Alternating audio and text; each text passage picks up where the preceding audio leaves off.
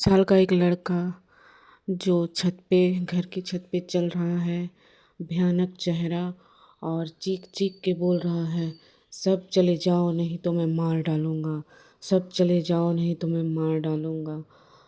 ऐसी एक घटना मेरे पास के गांव में ही घटी है, जो मैं आप लोगों के साथ शेयर करना चाहती हूँ। सच्ची घटना पर आधारित ये कहानी है।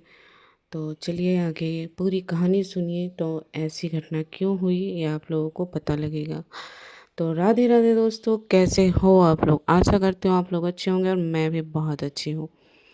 तो दरअसल बहुत दिनों की बात है, मैं जब छोटी थी, मैं उस गांव को क्रॉस करके उसके बाद मैं स्कूल जाती थी पढ़ाई करने के लिए, तब की घटना है। तब मेरी उम्र 15-16 साल की रही होगी।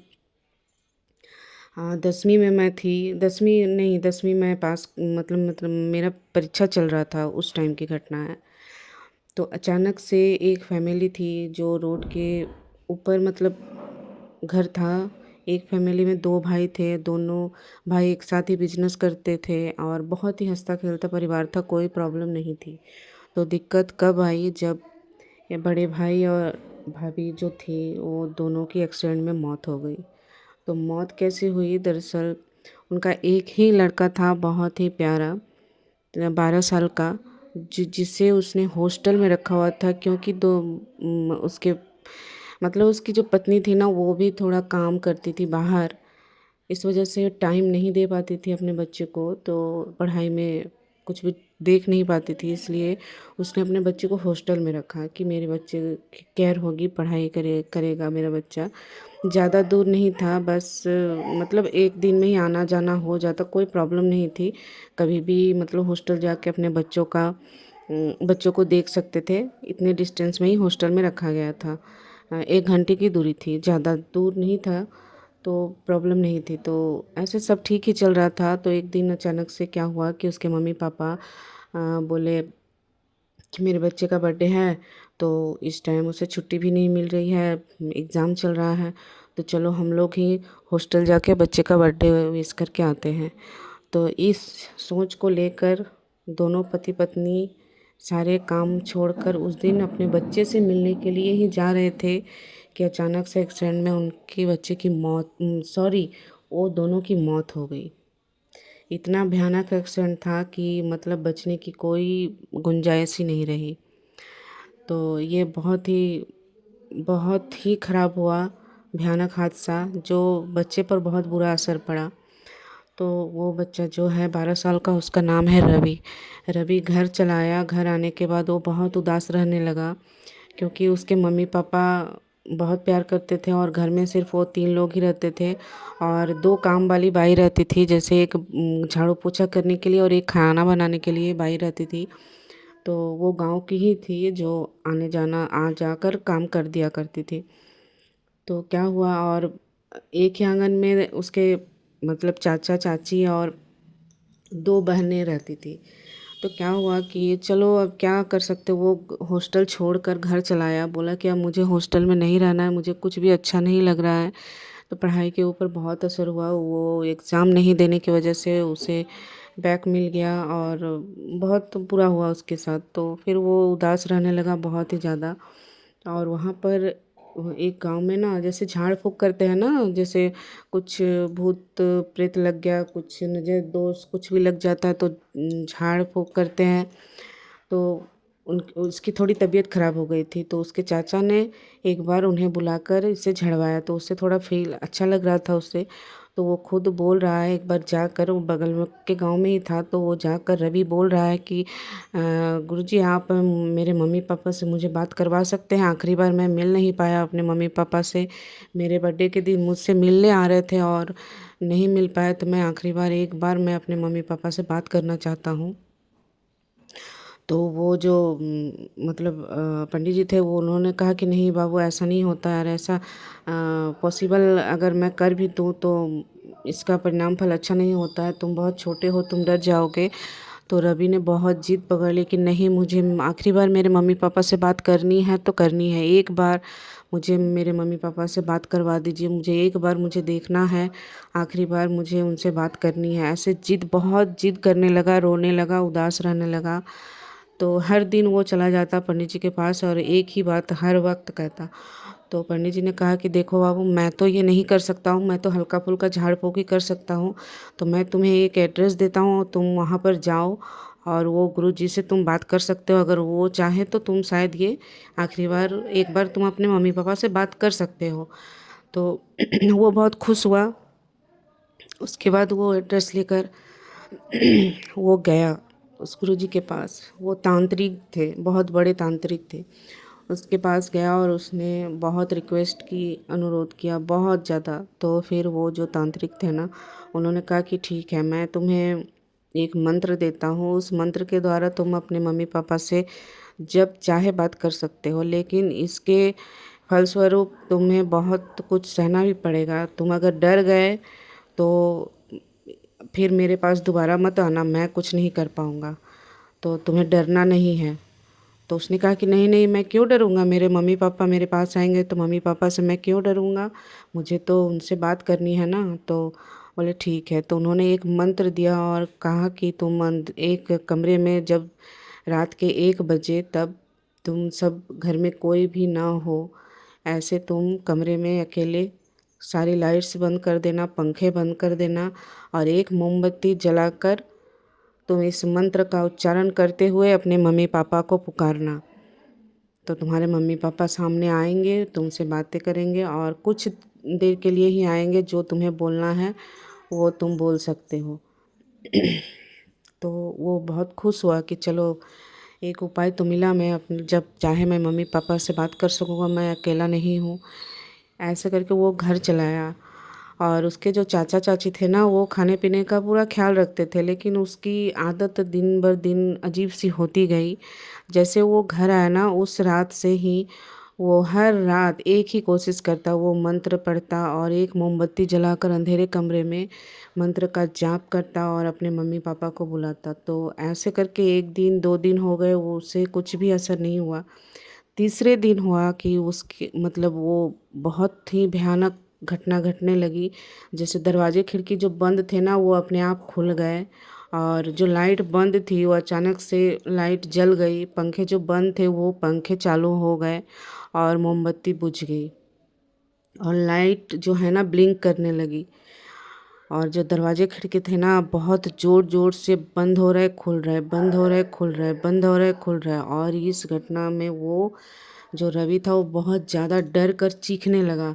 चीखने की वजह से उसके जो चाचा चाची थे, जो आंगन में ही मतलब एक और बिल्डिंग में घर में रहते थे, तो वो रवि की चीख सुनकर दौड़ कर आए कि क्या हो गया करके। लेकिन दरवाज़ा तो बंद था, नीचे का दरवाज़ा बंद था। तो वो दरवाज़ा तोड़ कर अंदर आए कि बच्चे को क्या हो गया है, क्यों चीख रहा है ऐसे। और पूरी लाइट बंद थी। तो लाइट बंद थी, देखिए सोचिए, लाइट नीचे फ्लोर की सारी लाइटें बंद थी, पंखे बंद थे, सब बंद थे, बस एक कमरे का ही लाइट, पंखा सब कुछ स्विच बंद है, फिर भी चालू बंद हो रहा है। और उसके चाचा चाची जैसे ही उस कमरे में गए ना, हर चीज़ शांत हो गई, हर चीज़ शांत हो गई। तो फिर उन्होंने बच्चे को लेकर अपने घर पे आकर रात को उन्होंने उन्हें शांत किया, बच्चे को, कि डरो मत बाबू, हम हैं ना, तुम्हें डरने की ज़रूरत नहीं है, मैं हूँ। तो ऐसे लेकर अपने पास लाकर सुलाए।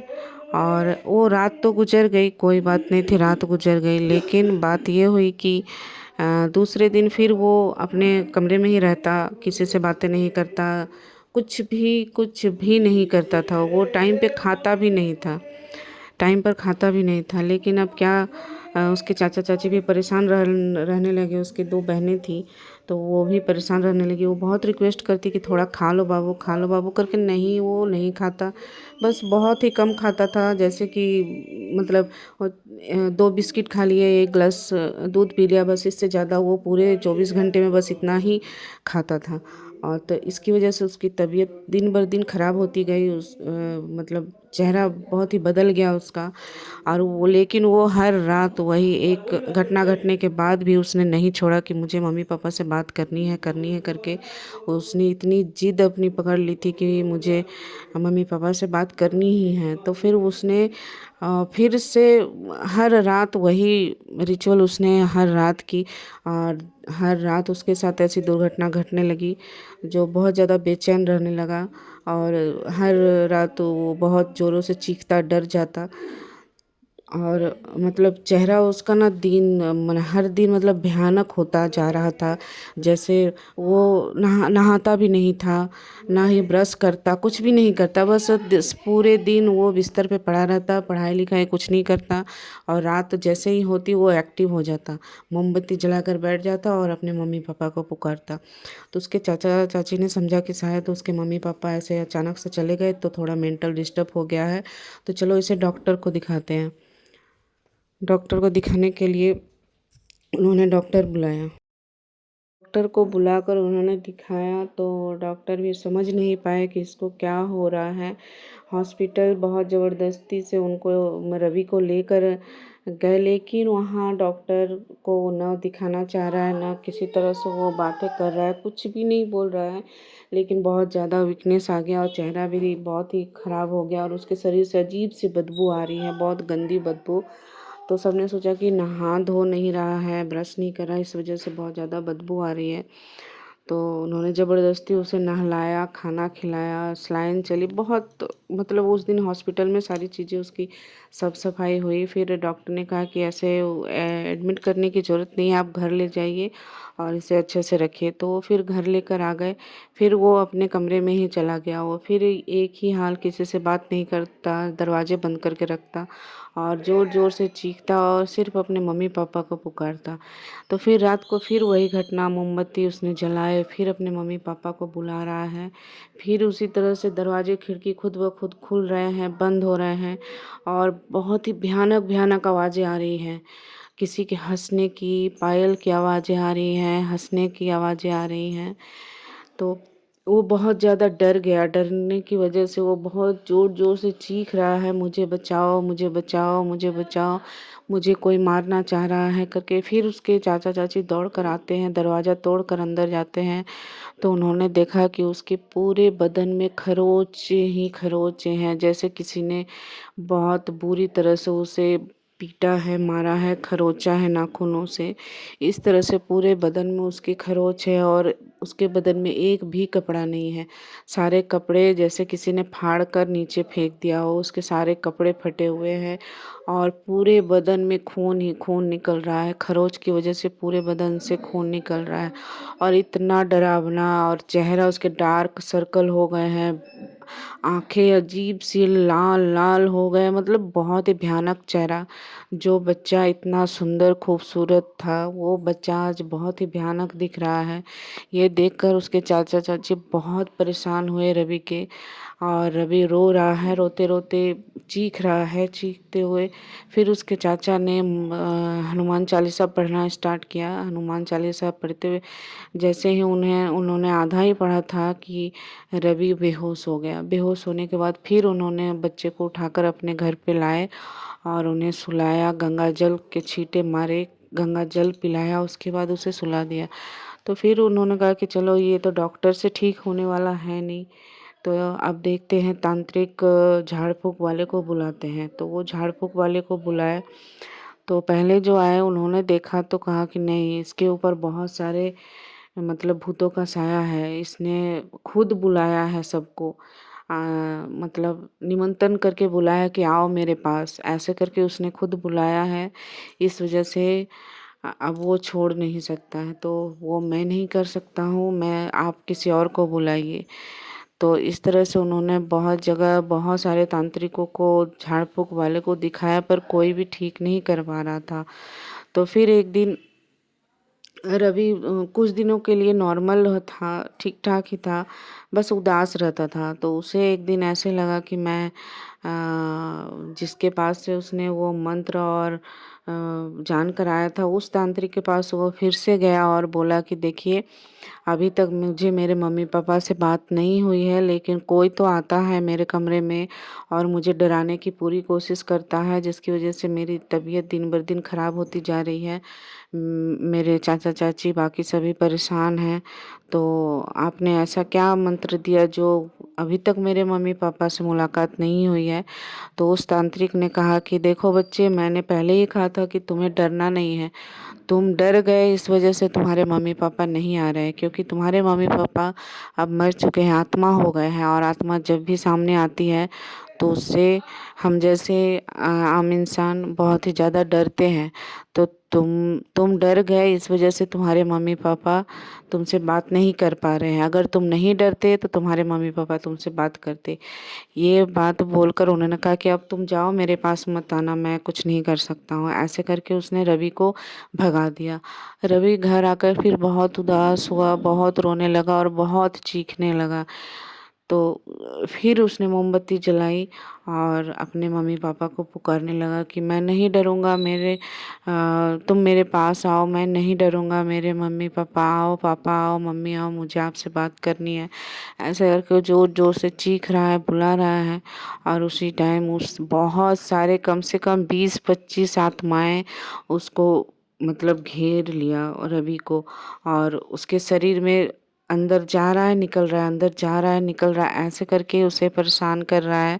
और पूरे घर की दरवाजे खिड़कियां खुद ब खुद खुल रही है, बंद हो रही हैं, और लाइटें ब्लिंक हो रही हैं। ये देखकर आस पड़ोस के लोग भी मतलब बहुत ही ज़्यादा परेशान हो गए, डर गए कि अरे बाप रे, इस घर में क्या हो रहा है। उसके चाचा चाची, और देखिए इतनी मतलब मैं क्या बोलूँ कि उस दिन उसके चाचा चाची भी किसी काम की वजह से बाहर गए हुए थे, वो भी घर पे नहीं थे। और उसकी जो 2 बहनें थी वो भी, घर में कोई नहीं था, वो अकेला था। तो ऐसी सिचुएशन हो गई थी और बहुत ही परेशान, मतलब आस पड़ोस के लोग भी बहुत परेशान हो गए, बहुत डर गए। तभी उसके पड़ोस के एक ने उसके चाचा को कॉल करके बोला कि आप जल्दी जहाँ भी हो, आप जल्दी आओ, घर की बहुत ज़्यादा प्रॉब्लम हो रही है, आपके घर से क्या डरावनी आवाज़ें आ रही हैं, आपका जो भतीजा है वो बहुत ही चीख रहा है, चिल्ला रहा है, तो आप जल्दी से आओ। तो उसके चाचा चाची जो थे वो तुरंत ही वहाँ से लौट कर आए। तो रात के 3 बज रहे थे। 3 बजे वो लौट कर आए तो उन्होंने देखा ये भयानक दृश्य, तो वो बहुत ज़्यादा डर गए। तो उन्होंने किसी तरह से मतलब शांत करने की कोशिश की, लेकिन वो शांत हो ही नहीं रहा था। बहुत ही डरावना वो, बहुत सारे गांव के भी लोग, उसके चाचा चाची जो थे, कम से कम 15-20 लोग वो घर में डरते डरते अंदर गए। तो उन्होंने देखा कि वो जो रवि था ना, घर के कोने में, छत के कोने पे चढ़ा हुआ है, और बहुत ही भयानक चेहरा, उसके आंखों से खून गिर रहा है, उसके मुंह से खून गिर रहा है, पूरे बदन में कटा छिला हुआ है, और पूरा कपड़ा उसका, शरीर में एक भी कपड़े नहीं है। और क्रॉस के मतलब जैसे कि क्रॉस के चिन्ह होते हैं ना, उस तरह से उसके पूरे बॉडी में क्रॉस के चिन्ह थे। और वो बहुत डरावनी आवाज़ों में बस इतना ही कह रहा है कि तुम सब यहाँ से जाओ, तुम सभी यहाँ से जाओ, नहीं तो मैं सभी को मार डालूंगा, तुम लोग सभी यहाँ से जाओ, ऐसे बोल रहा है, और बहुत ज़ोरों ज़ोरों से डरावनी आवाज़ों में। तो सभी मतलब गांव वाले बहुत ही ज़्यादा डर गए। तो सभी ने क्या किया कि एक एक सुर में सभी ने हनुमान चालीसा पढ़ना स्टार्ट किया, बहुत ही ज़ोरों ज़ोरों से। ते हनुमान चालीसा पढ़ने की वजह से वो जो रवि था ना, जो कोने में था, वो धीरे धीरे नीचे उतर कर बेहोश हो गया। बेहोश होने के बाद फिर एक बहुत ही बड़े गुरुजी को बुलाया गया, जो भूत प्रेत इस तरह की मतलब चीज़ें हैंडल करते थे। पड़ोस में जो एक था, उन्होंने कहा कि आप इनको दिखाइए, तो उन्हें बुलाया गया। तो उन्होंने बहुत दिनों तक 6-7 मतलब पंडित जी आए, हर दिन आते थे, और पूरे 6-7 घंटे लगातार वो मंत्र जाप पढ़ाई होती थी, और पूजा पाठ होता था घर पे। तो इस तरह से करते करते पूरे मतलब 15 दिन लगातार उन्होंने पूजा की।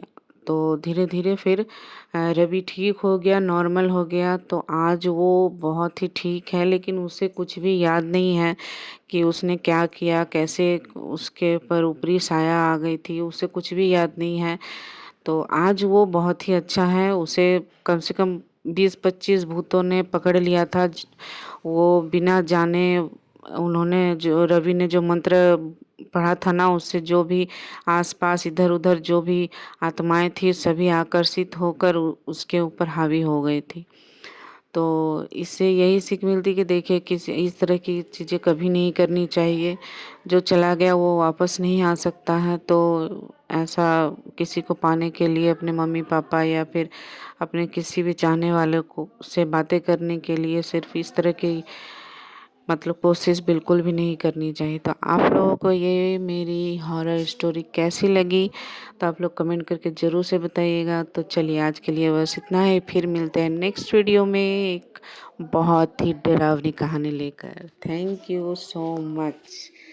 तो मेरे लाइक शेयर और सब्सक्राइब ज़रूर से कीजिएगा और प्यारा प्यारा कमेंट भी कीजिएगा। और आपके मतलब कौन सी कहानी और ज़्यादा सुनना चाहते हैं तो प्लीज़ कमेंट कीजिएगा। Thank you so much.